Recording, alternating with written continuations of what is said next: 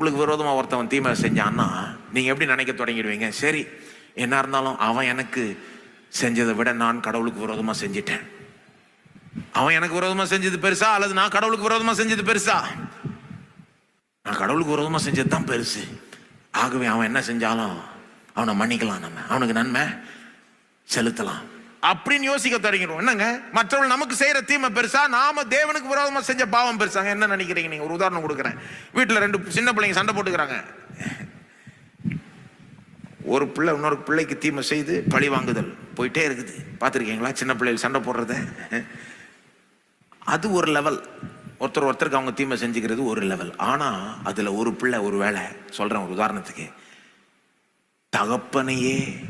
தகப்பனுக்கு விரோதமா தீமை செஞ்சு அந்த வீட்டில் தன்னுடைய சொந்த அப்பாவுக்கு விரோதமா தீமை செஞ்சு அப்பாவுடைய வாழ்க்கையும் பேரையும் எல்லாத்தையும் நாசம் பண்ணினா எந்த தீமை பெருசுங்க? நான் கேட்குறேன், இந்த சின்ன பிள்ளைகள் ஒருத்தருக்கு விரோதமா செஞ்ச தீமை பெருசா அல்லது அந்த பிள்ளை அப்பாவுக்கு விரோதமா செஞ்ச தீமை பெருசா? எது பெருசுன்னு உங்களுக்கே தெரியும். ஒரு கம்பெனியில வேலை செய்யறவங்க ஒருத்தருக்கு அவங்க தீமை செஞ்சுப்பாங்க. நிறைய நடக்கும் கம்பெனியில். பக்கத்து உட்கார ஆளுக்கு விரோதமாக என்னத்தையாவது பிளான் பண்ணி என்னத்தையாவது அவனுக்கு சதி பண்ணி அவனுக்கு கவுக்க பண்ணி இதெல்லாம் இது ஒரு லெவல்.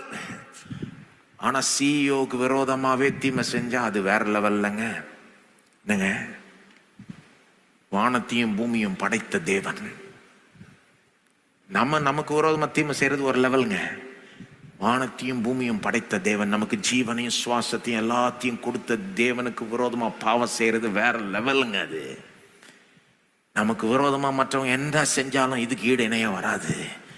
இதையே அவர் மன்னிச்சிட்டார்னா, நமக்கு போய் அன்பு காட்டினார்னா, நம்ம பாவிகளா இருக்கையில் நமக்காக மறிச்சார்னா, உயிரே கொடுத்தார்னா, ரத்தம் சிந்தினார்னா, அப்ப நாம மற்றவர்களை மன்னிக்க கூடாதா? தீமை செய்யறவர்கள் கூட நன்மை செய்யக்கூடாதா அப்படின்னு யோசிக்க ஆரம்பிச்சிருவோம். இயேசுனுடைய அன்பு நம்ம உள்ளத்தை தொடணும் பாருங்க. என்ன வழிங்க இதுக்கு? எப்படிங்க நம்ம இப்படிப்பட்ட அன்பை பெறுவது? திரும்ப சொல்றேன், இயேசுவை பார்த்துக்கிட்டே இருக்கணும். எல்லாம் சொல்லுங்க, இயேசுவை பார்த்துக்கிட்டே இருக்கணும். இயேசுவை பார்த்துக்கிட்டு இருக்கணும்னா கண்ணை மூடிக்கிட்டு அப்படியே இயேசுவை கற்பனை செய்யறது, தாடி, அந்த அங்கி,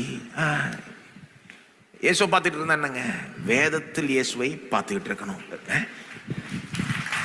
பார்க்க ஆவியானவர் நம்மளை இயேசுவை போலவே மாற்றிக்கிட்டே வருவார். இது நாம நம்மளே மாற்றிக்க முடியாது. இந்த விதத்தில் நான் சொல்லுகிறேன், நாம வார்த்தையின் மூலமா இயேசுவை பார்க்கறது நம்ம வேலை. அதை செய்யறப்போ ஆவியானவர்